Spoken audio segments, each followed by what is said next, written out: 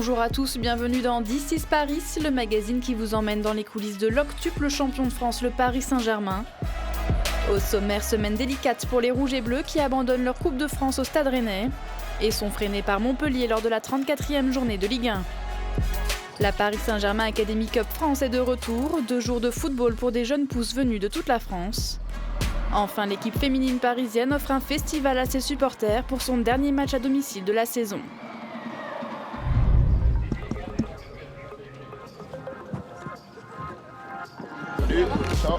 Une semaine après avoir été officiellement sacrés champions de France, les joueurs du Paris Saint-Germain investissent le Stade de France pour défendre leur couronne en Coupe de France face au Stade Rennais.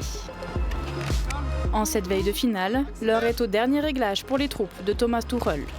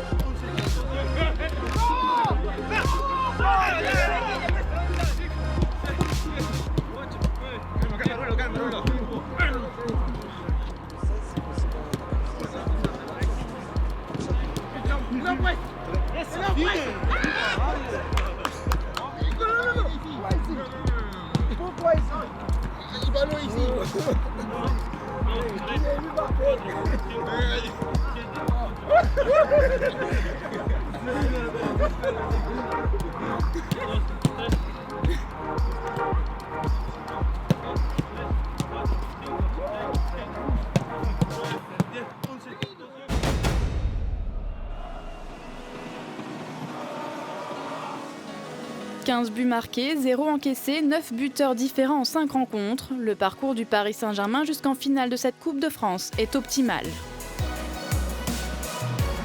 Quadruple tenant du titre, Paris débute sa campagne sur le terrain de Pontivy, pensionnaire de National 3. Un but contre son camp de Sylvain Jules, puis des réalisations de Neymar Junior, Kylian Mbappé et Julian Draxler permettent aux Rouges et Bleus de s'imposer pour ce premier match de l'année 2019. Au tour suivant, les Parisiens accueillent une de leurs bêtes noires, Strasbourg. Mais un but rapide d'Edinson Cavani, magnifiquement servi par Eric Maxime Choupo-Moting, met l'équipe sur les bons rails. Victoire finale, 2-0. En 8e de finale, Villefranche fait de la résistance et pousse le club de la capitale en prolongation. Les Parisiens l'emportent finalement 3-0 grâce notamment au premier but dans cette compétition de Moussa Diaby. Le Paris Saint-Germain domine Dijon au Parc des Princes pour une qualification dans le dernier carré. Un doublé d'André Di Maria, meilleur buteur parisien de cette édition. Et le tout premier de Thomas Meunier en Coupe de France assure un succès 3-0.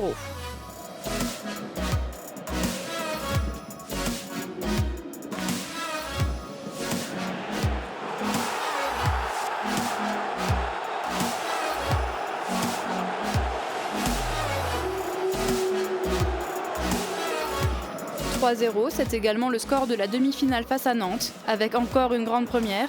Comme Moussa Diaby et Thomas Meunier, Marco Verratti inscrit le premier but de sa carrière dans la compétition. Kylian Mbappé, puis Dani Alves d'un chef-d'œuvre, valide le billet parisien pour la finale.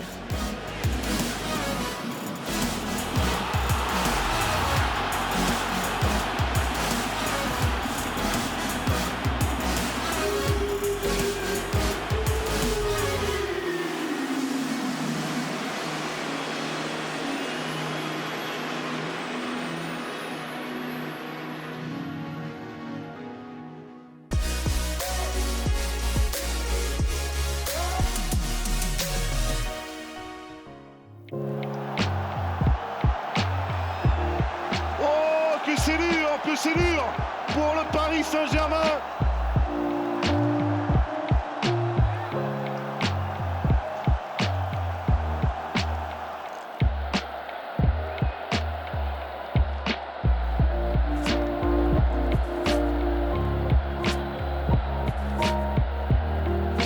Et voilà, encore une fois, on a une grosse déception.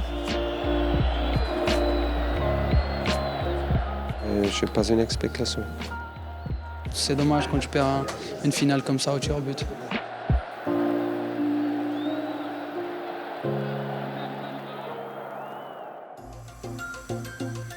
4 heures plus tôt, les Rouges et Bleus arrivent au Stade de France. Après un parcours idéal, ils retrouvent Rennes en finale de cette 102e édition. L'objectif pour le club de la capitale est alors de conquérir la 13e Coupe de France de son histoire et de poursuivre son incroyable série de 29 victoires consécutives dans la compétition.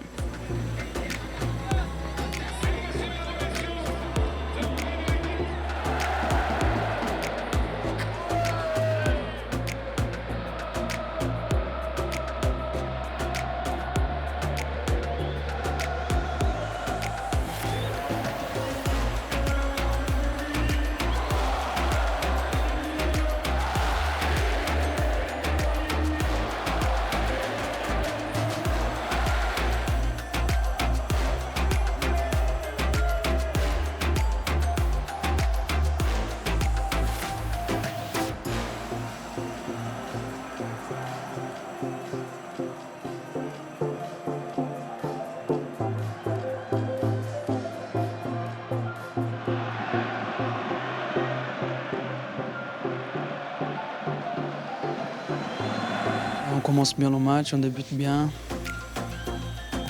Neymar pour frapper ce corner, c'est frappé tendu au second poteau. Oh, la reprise de Dani Alves, un but 100% brésilien.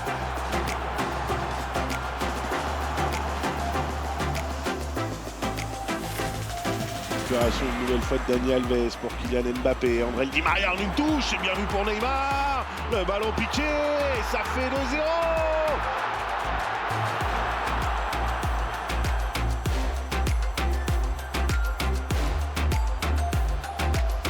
On avait le score, on avait 2-0. C'était possible de continuer comme ça, de donner le rythme. Mais on a laissé, on a lâché, pas jouer avec la même intensité, pas jouer avec le même rythme. Et pour ça, oui, c'était 2-1. Marie Traoré là qui va pouvoir accélérer, le centre d'Amari Traoré et Kimpembe qui trompe son propre gardien. Mais physiquement, on a perdu en deuxième mi-temps. On a perdu un peu les espaces, on a perdu un peu le bloc. Et ils ont commencé à gagner en confiance.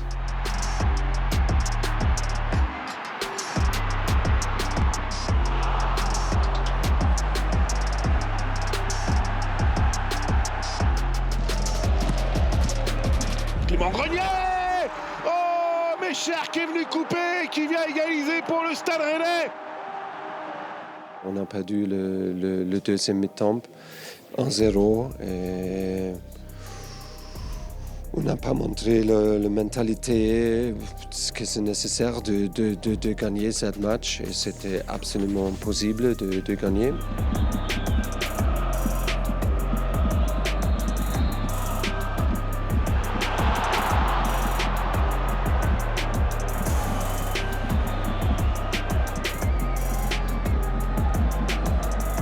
Je trouvais aussi qu'on a été supérieur pendant le match, on a eu plus d'occasions, on a eu plus le contrôle de ballon, on a été plus dangereux, on a perdu quelques buts.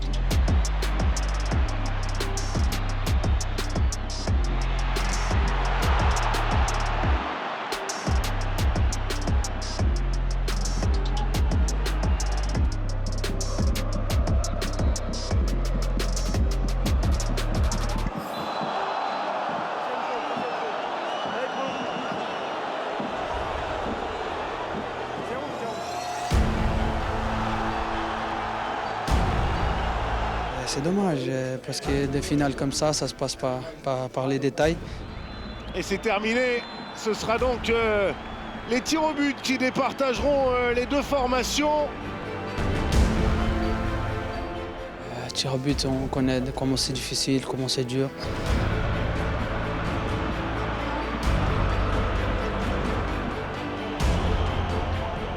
Mbaye et ça passe. Cavani, ça passe aussi. 5 buts partout. Ils ont des bons tireurs, ils ont bien tiré. Nous, on a aussi des bons tireurs, on a été bien.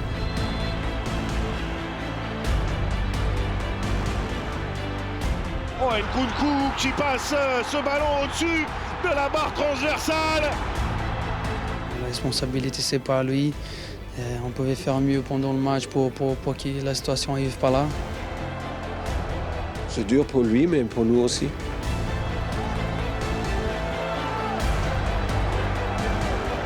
Il faut rester ensemble, il faut rester soudés.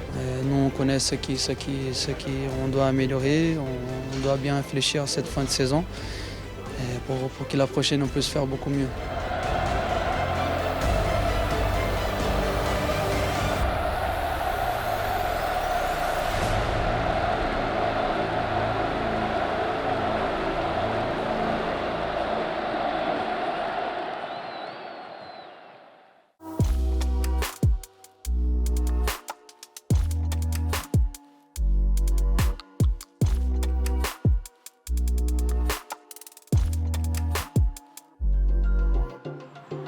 Lors du week-end de Pâques, près de 130 enfants ont pris possession de l'Urban Soccer de Meudon pour la 2e édition de la Paris Saint-Germain Academy Cup France.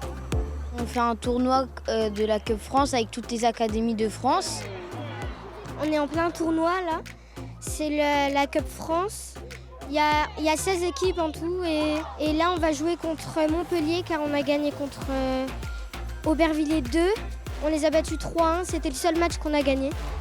Issus de 13 centres de la Paris Saint-Germain Academy répartis sur la France entière, les jeunes pousses des catégories U12 et U13 disputent un tournoi de foot à 5 sur 2 jours de compétition. Le terrain est le plus petit, on peut pas rentrer dans la surface. Je préfère plutôt jouer sur les grands terrains. Je trouve que c'est plutôt cool à 5.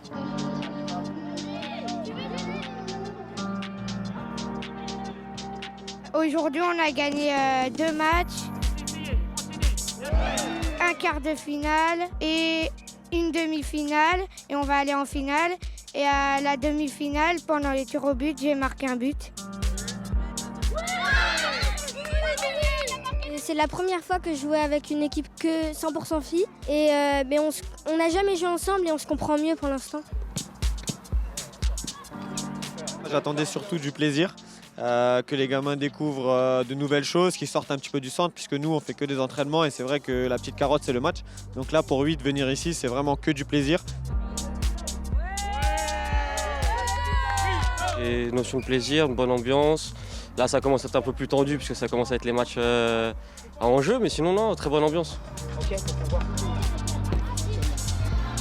je trouvais ça très bon enfant, ça se chambre un petit peu mais gentiment, bon état d'esprit, il y a beaucoup de fair play. Les enfants sont à l'écoute, les parents aussi, ils sont très disponibles. Nous aussi on fait en sorte d'être le plus disponible possible pour pouvoir apporter le meilleur pour leurs enfants. Ici c'est Paris! Ici c'est Paris! Ici c'est Paris!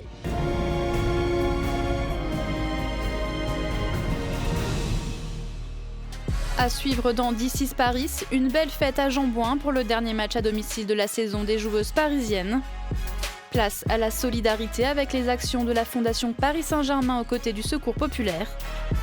Enfin, direction le stade de la Mosson pour la 34e journée de championnat. Paris affronte Montpellier.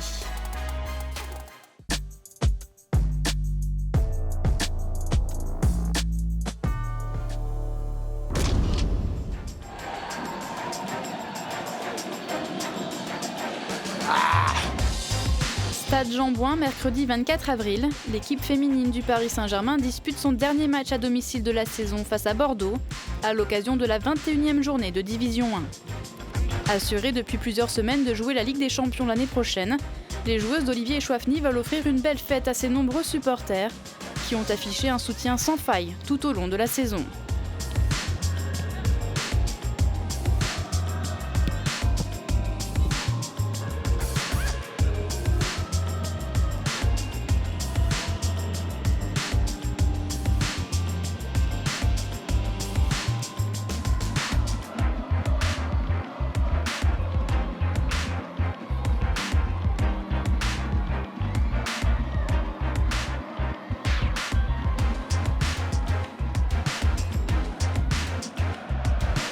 Et c'est un véritable festival auquel vont avoir droit les spectateurs massés à Jambouin, un festival incarné par 2 joueuses, Marie-Antoinette Katoto et Kadidiatou Diani. La première nommée ouvre le score dès la 10e minute de jeu. avant de doubler la mise 3 minutes plus tard.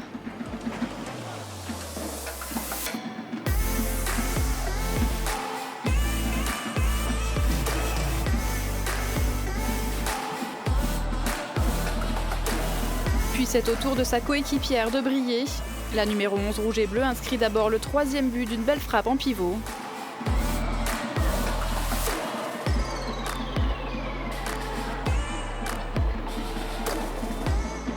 Le 4e arrive juste avant la demi-heure de jeu.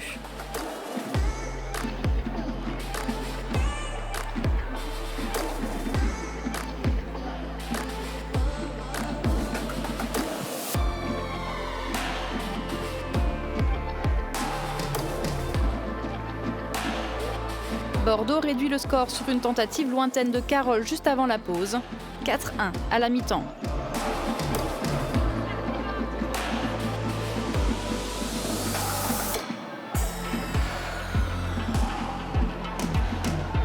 Paris ne baisse pas de pied au retour des vestiaires et c'est la meilleure buteuse du championnat qui fait le show avec un 3e but personnel à l'heure de jeu.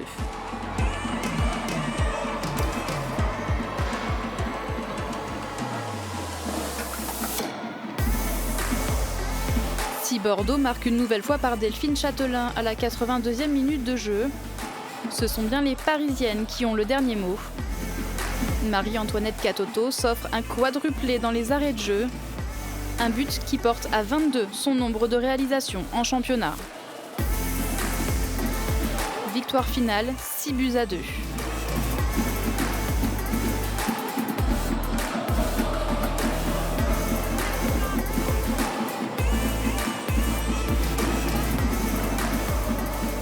On a fait une très bonne première mi-temps et une deuxième mi-temps on a été un peu plus dans la gestion. Bon voilà, on est arrivé en fin de saison, on a marqué des buts, il y a eu du spectacle, c'est le principal. On voulait pas prendre les buts, on voulait être solide. On sait qu'on est capable de faire ça, mais c'est un bon victoire quand même. On va continuer, ça reste encore un match. On voulait franchement gagner pour nos supporters parce que franchement ils sont mérités toute la saison, ils sont avec nous, ils sont magnifiques, hein. Rien à dire.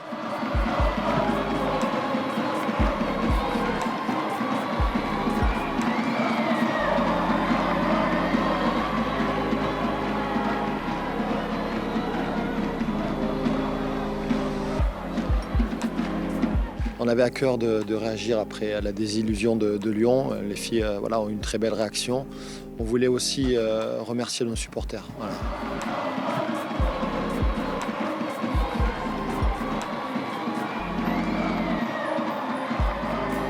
J'ai vu ça, j'ai pleuré. Hein. Les premières 10 minutes, j'ai pleuré. Franchement, j'ai jamais pensé ça, qui ça va venir dans ma vie. Franchement, je rêvais toute ma vie de jouer avec les supporters, mais ça, franchement, caché à Parisienne de cœur. Qu'est-ce que je pouvais dire? Arrête, putain. Le groupe vit bien et est très à l'écoute aussi. Après, il a une très belle marge de progression. On a énormément rajeuni l'équipe en début de saison. Il faut quand même se le rappeler. Et je pense qu'après une saison, les filles vont adhérer complètement à notre méthode de travail aussi. Et on gagnera automatiquement beaucoup de temps par rapport à la saison prochaine.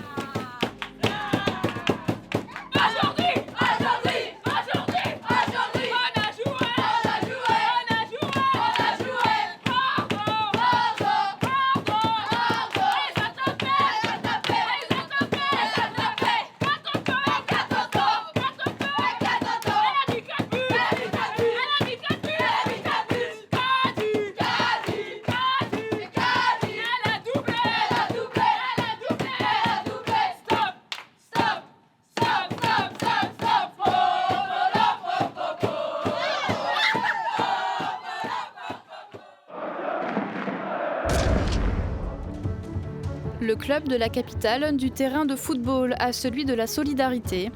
Fin avril, la Fondation Paris Saint-Germain a œuvré aux côtés du Secours populaire lors d'une distribution d'aide alimentaire dans un hôtel social. On est en partenariat avec le Secours populaire depuis 2015 en finançant notamment un Solidaribus qui permet de transporter la nourriture sur certains campements mais aussi d'aller chercher dans les supermarchés, pouvoir garder les aliments au frais. Donc tout ça, ce sont des choses qui sont très importantes.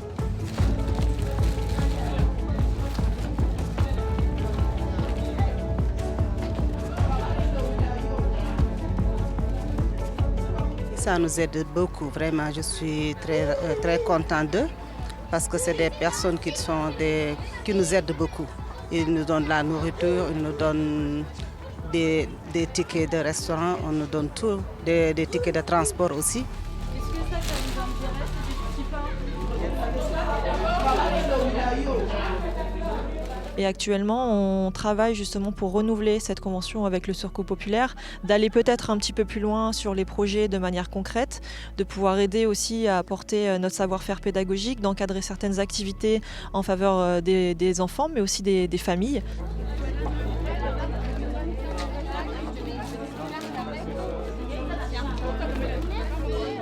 Il nous a amené des ballons pour les enfants et beaucoup de choses. Vraiment, on est très contents d'eux.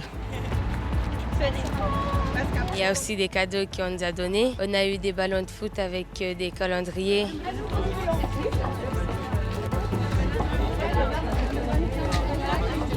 L'idée, c'est de continuer à apporter notre soutien au Secours populaire et d'être le plus efficace possible dans l'aide qu'on leur apporte.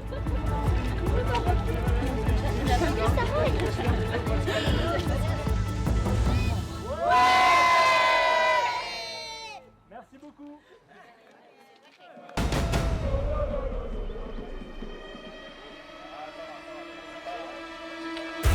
3 jours après la finale de Coupe de France, le Paris Saint-Germain se déplace sur la pelouse de Montpellier pour la 34e journée de Ligue 1.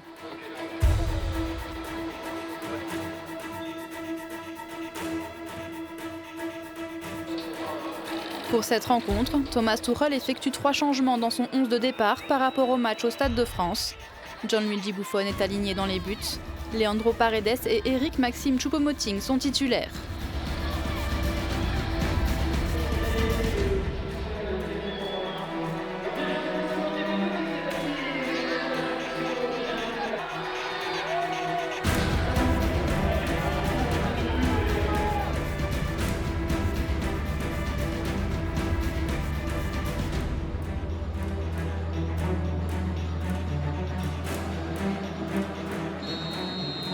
Au stade de la Mosson, le scénario de la première mi-temps est pour le moins surprenant.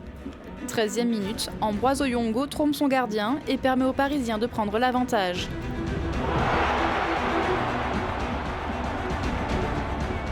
Une avance de courte durée, moins de 10 minutes plus tard, Presnel Kimpembe détourne à son tour le ballon dans ses propres filets. 2 buts contre son camp en première période, ce n'était pas arrivé en Ligue 1 depuis 10 ans. Montpellier est bien en place et malmène le club de la capitale. Il faut une belle parade de Gianluigi Buffon pour maintenir les deux équipes à égalité à la pause. Les Rouges et Bleus montrent un autre visage en début de seconde période et sont récompensés à l'heure de jeu.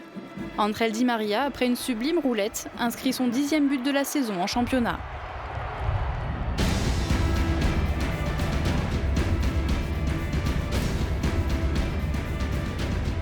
Paris peut enfoncer le clou dans la foulée, mais la frappe de Julian Draxler est repoussée sur sa ligne par Pedro Mendes, un tournant du match.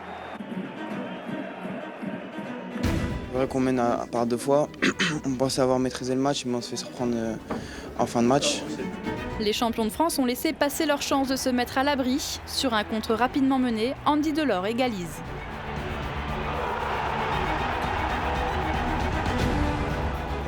Mais on fait trop des erreurs individuelles en ce moment pendant plusieurs matchs et pour ça nous ne sommes pas capables de gagner. 85e minute, Souleymane Camara profite d'une erreur de la défense parisienne. Montpellier mène pour la première fois du match.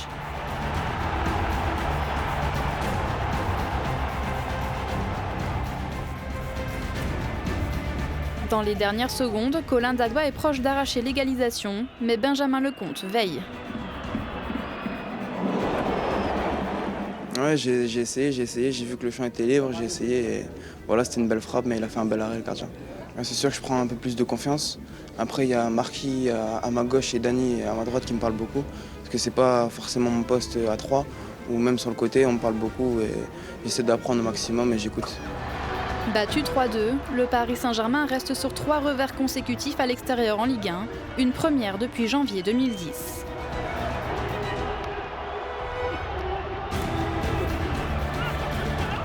je ne suis pas sûr si on peut accepter parce que si on joue pour PSG, c'est pas comme ça. Ça suffit pas. Hein.